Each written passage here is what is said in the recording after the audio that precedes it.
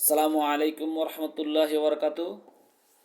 প্রিয় দেশবাসী, আজকে দেশের বিভিন্ন জায়গায় বিভিন্ন আন্দোলনকারীরা আন্দোলন করে ইন্টারনেট ব্যাহতার কারণে আজকে প্রায় 1,20,00,000 প্রবাসী তাদের ফ্যামিলির সাথে কোনো যোগাযোগ করতে পারে না। সো জানি না দেশের প্রবাসী ফ্যামিলিগত মানুষ কী অবস্থায় আছে, ভাই ব্রাদার, বাবা মা, ওয়াইফ, ছেলে সন্তান। আজকে তো কোটা আন্দোলনকারীরা ঠিকই 93% কোটা পেয়েছে। সরকার ঠিকই মানুষের রক্ত খাইতে মন চাইছে, রক্ত খেয়ে নিয়েছে।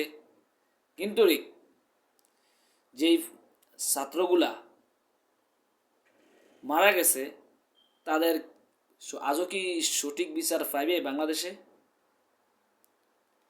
এই যে ছাত্রগুলা মারা গেছে, প্রায় 500-র উপরে মানুষ মৃত্যুবরণ করছে, শহীদ হয়েছে। তো তাদের এই যে কোটার জন্য তারা জীবন দিল দেশের ভিতরে, তাদের কি বিচার আজও কি পাবে বাংলাদেশে? সবার খায়েশে সবার পূর্ণ হবে। জীবিত যারা আছে হয়তো তারা চাকরি পাবে, চাকরি পাওয়ার জন্যই তারা আন্দোলন করছে। কিন্তু আজকে যে যারা মৃত্যুবরণ করছে তাদের কি হবে? তাদের কি বিচার, সঠিক বিচার হবে বাংলাদেশে? আমাদের দেশে রাজ্যে রাজার বদনাম বলা যায় না, কিন্তু রাজার বদনাম বললেই তোমার ফাঁসি হবে। দেশ হয়ে গেছে এরম। 2 কোটি টাকার জন্য একজনকে 3-4 বছর কারাদণ্ড ডালে, কিন্তু একটা সাধারণ পুলিশ কর্মচারী হয়ে 50,000, 60,000, 1 লাখ টাকা বেতন হয়ে সে দেশের ভিতরে 1400 বিঘা জমির মালিক হয়। একদিনে 80 কোটি টাকা উত্তোলন করে সে বিদেশের বাড়িতে পার্টি জমায়, তাদের কোনো বিচার হয় না। হাজারো মানুষ রাস্তাঘাটে অবৈধভাবে সম্পর্ক করে রাস্তাঘাটে ঘুরে ফিরে বেড়ায়, তাদের কোনো বিচার হয় না।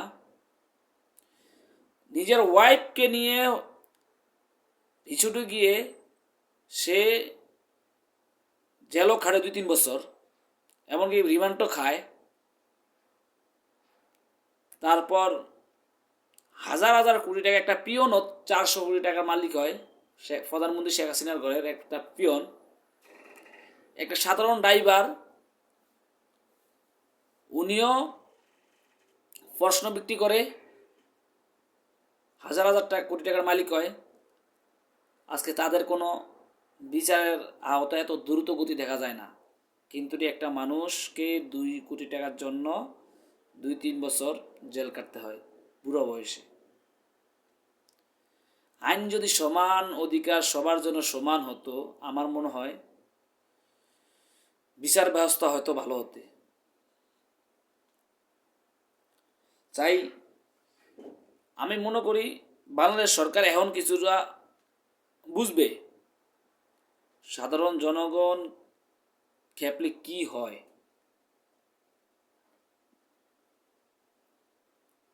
আজকে 90 ঘন্টার উপরে আমরা প্রবাসীরা দেশে কথা বলতে পারি না, ফ্যামিলির সাথে কথা বলতে পারি না। বিএনপি আমলিক তারা কোনো আমাদের খানা দিব না, আমাদের পেটের নীতি আমরা দুনিয়াতে আছি। আমরা কোনো ছাত্রদলও না, আমরা কোনো ছাত্রলীগও না। আপনারা ঝগড়া করে আমাদের অশান্তি দেওয়ার কোনো যৌক্তিক আসে না। আমরা সাধারণ জনগণের অশান্তি দেওয়ার কোনো যৌক্তিক আসে না। আপনারা দেশটা নিয়ে ছেলে খেলবেন, সাধারণ মানুষ কষ্ট ভোগান্তি পাইবে, সেটা তো হতে পারে না। আপনারা করেন, আমাদের সাধারণ মানুষ জনগণকে আলাদা রেখে আমাদের উপরে কোনো ব্যাঘাত না ঘটে। আমরা তো আপনার ক্ষমতাও চাই না, আমরা তো আপনার কোনো ক্ষতিও চাই না। আমরা চাই বাংলাদেশে শান্তিপূর্ণভাবে বাঁচতে, দুইটা ডাইল ভাত খাইয়ে দুনিয়াদারি ত্যাগ করে চলতালি হবে। কিন্তু আমরা চাই না আপনাদের ক্ষমতা, আমরা চাই না দেশে কোনো রক্ত খুন আপনারা এক সাইডে করেন। আমাদের সাধারণ জনগণের উপর তো এইসব আসার কোনো যৌক্তিক মনে হয় না আমার।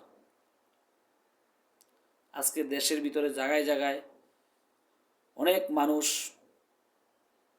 অটোরিক্সা ড্রাইভার, এমনকি দিনমজুরি, একদিন কাম না করলে দ্বিতীয় দিন ঘরে খানা থাকে না, তাদের কী হবে অবস্থা? আপনারা তো ক্ষমতা ঠিকই আছে, অথবা অন্য দল যারা আছে তারাও তো আশা আছে ক্ষমতা কোনো একদিন তারা পাইবে, কিন্তু সাধারণ জনতা যারা আছে হেরা তো জীবনও চায় না আপনাদের ক্ষমতার উপরে যাইতে, অথচ কোনোদিন চায় না আপনার ক্ষমতায় আছেন আপনার থেকে হাজার হাজার কোটি টাকা খুঁজে নিতে। আমাদের এত কষ্ট দেওয়ার তো মানে বুঝি না আমরা। আজকে আপনার একটা ঝামেলা করবেন, একজনে অবৈধভাবে দেশ থাকতে চেষ্টা করবেন, আরেকজনে ইটালিয়াও টুটপাট করতে করতে পুরা দেশ যুদ্ধ বিস্তৃত করবে, এটা তো মানা যায় না।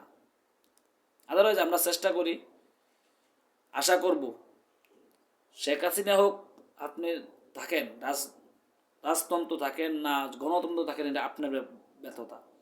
আমাদের সাধারণ জনগণের কোনো চলাফেরায় কোনো ব্যাঘাত যেন না ঘটে সেই কাজটা করবেন। আজকে বিভিন্ন দেশের প্রশাসন দেখি, সেনাবাহিনী দেখি, একজনকে দেশ দিছে সুন্দর মতন দেশ চালাতে পারে না, সুন্দর মতন গেট ধাক্কা দিয়ে বার করে দেয়। বিভিন্ন জায়গায় দেখি। আমার সাধারণ জনগণের উপরে কেন অত্যাচার হবে?